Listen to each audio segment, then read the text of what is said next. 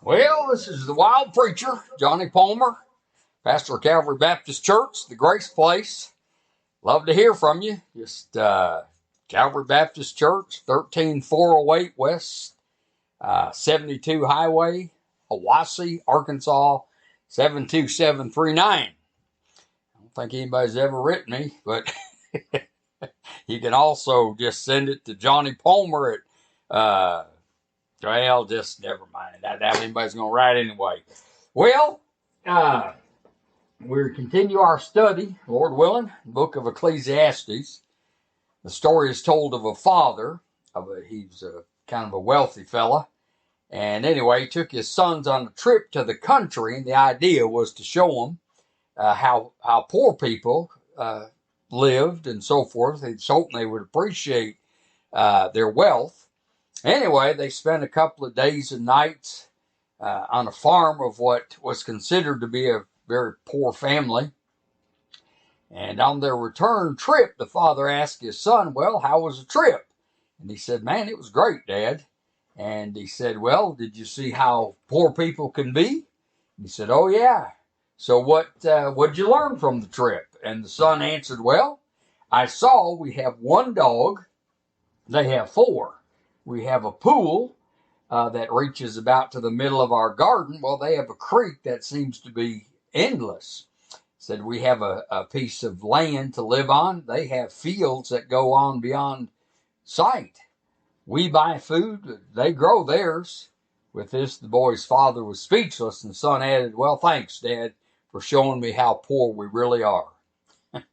Well, those who focus only on material wealth are poor indeed, okay? And the frustration in life is when we think that material wealth is what would make us happy. And you don't have to live very long before you realize it's just not true. So, we got the vanity of life is seen in trying to find satisfaction in wealth.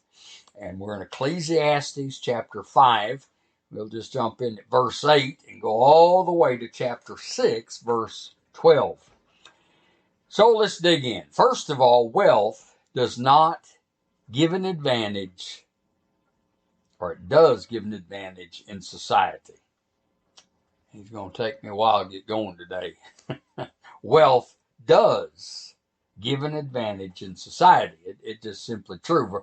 Chapter 5, verse 8 and 9, it says, if you see oppression of the poor and denial of justice and righteousness in the providence, do not be shocked at the sight, for one official watches over another official, and there are higher officials over them. After all, a king who cultivates the field is an advantage to the land.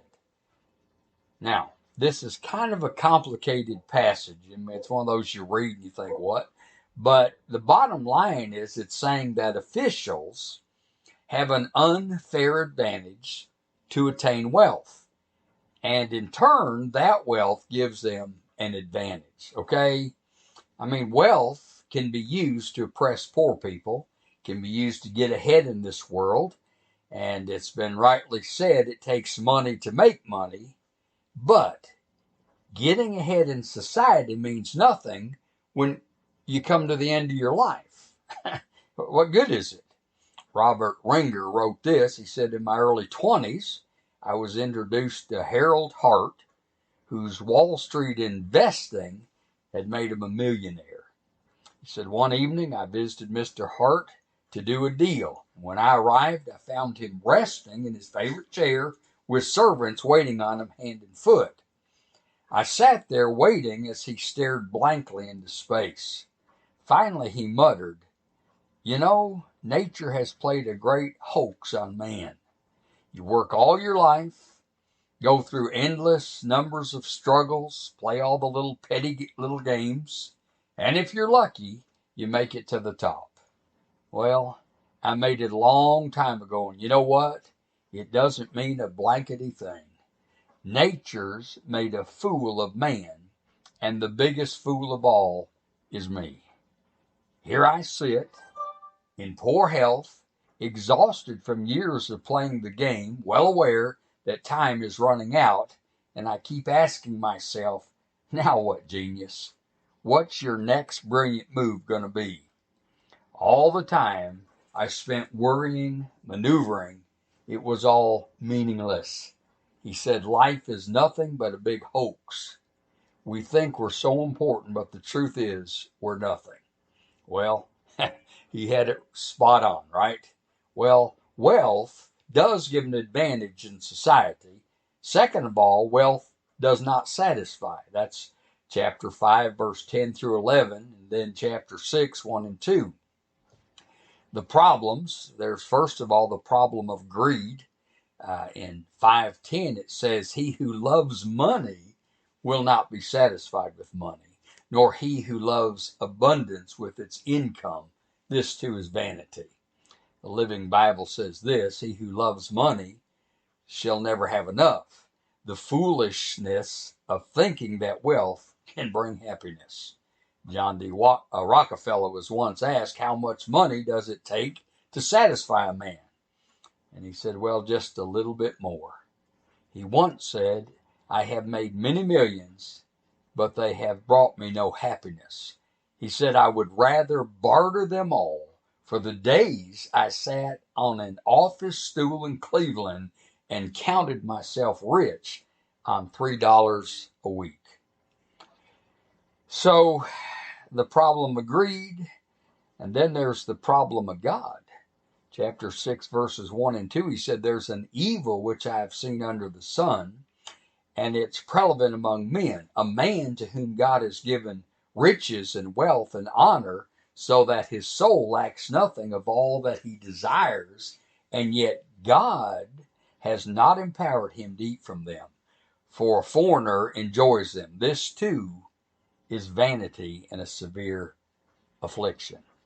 You see, God doesn't honor the greedy.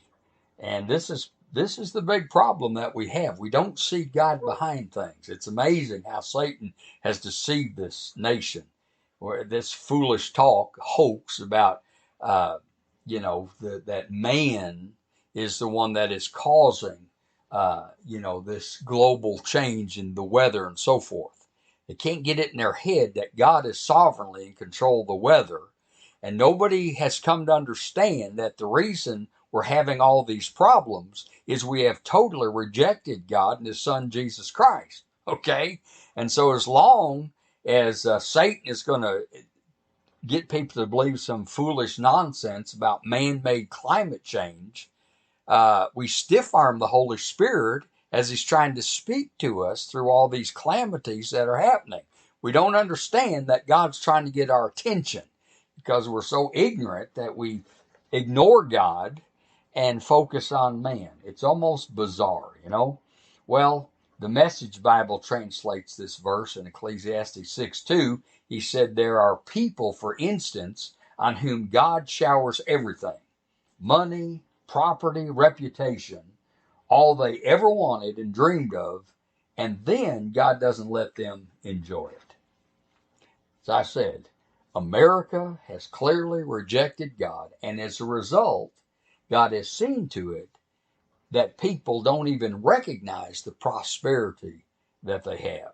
It's amazing. This is still the most wealthy nation on the planet, and yet we're complaining. We think COVID-19 has devastated us, but most people still drive around in cars and have something in their bank account, and it's amazing what we have.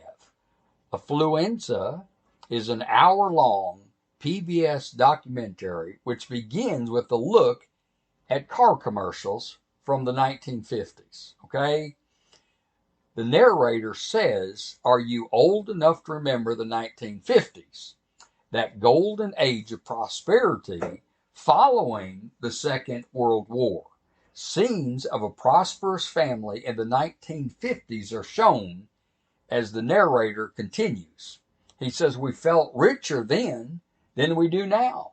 The famous book at the time was America, the Affluent Society.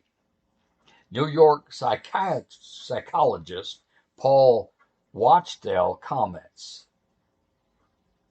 that book's title would be laughable today. He said people would reject it even though we have actually, in terms of gross national product, more than twice as much. Everybody's home has got twice as much stuff in it. A number of scenes compares homes from the 1950s with modern homes.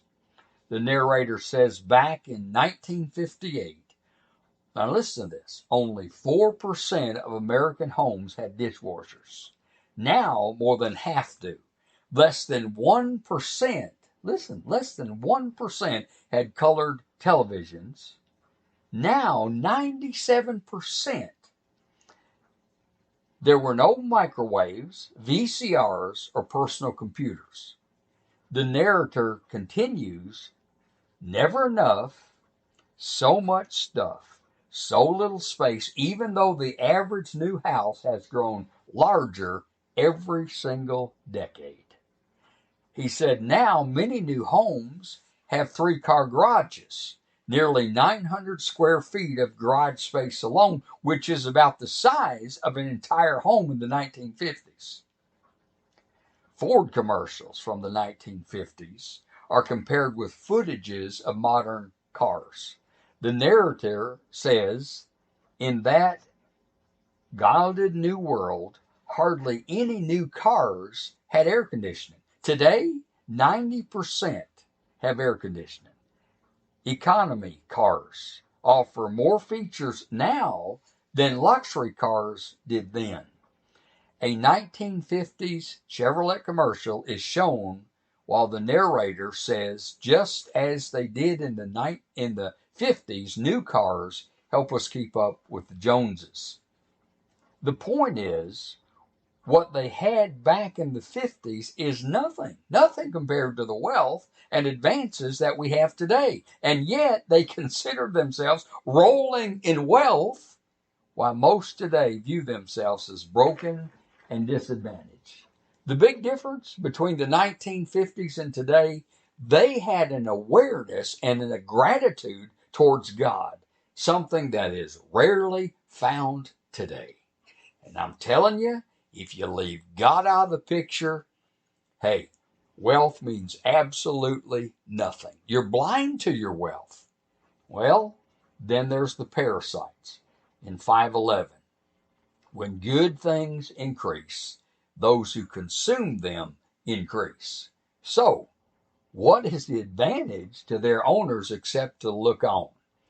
You know, if you make more money, you pay more taxes, you find you have more moochers, and you find you have relatives you never knew before. Okay?